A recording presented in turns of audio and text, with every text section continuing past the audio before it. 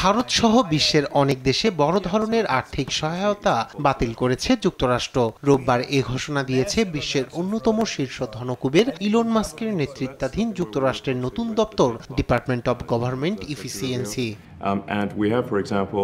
Department of government ইফিসিয়েন্সির X হ্যান্ডেলের পোস্টে জানানো হয়, যুক্তরাষ্ট্র সরকারের খরচ কাটছাট করতে বন্ধ করা হচ্ছে বেশ কিছু অনুদান। এতে কোন দেশে কোন প্রকল্প বন্ধ হবে তার তালিকাও দেওয়া হয়। তালিকায় দেখা যায় ভারতীয়দের নির্বাচনে উৎসাহিত করতে $21 মিলিয়ন খরচ করত যুক্তরাষ্ট্র, ভারতীয় মুদ্রায় যা প্রায় 182 কোটি রুপি।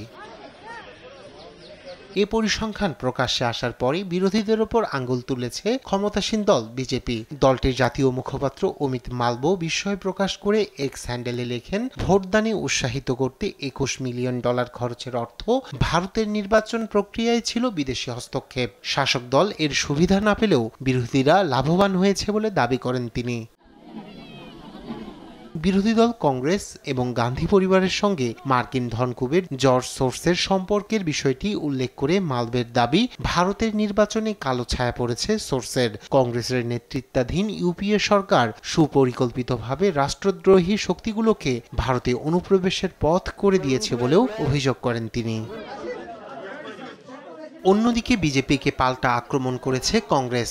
দলটির নেতা পবন খেরের দাবি, 2014 সালে USAIDর সহায়তায় নির্বাচনে জয়লাভ করে বিজেপি। রায়হান কবি শুভ্র, নিউজ ডেস্ক, দেশ টিভি।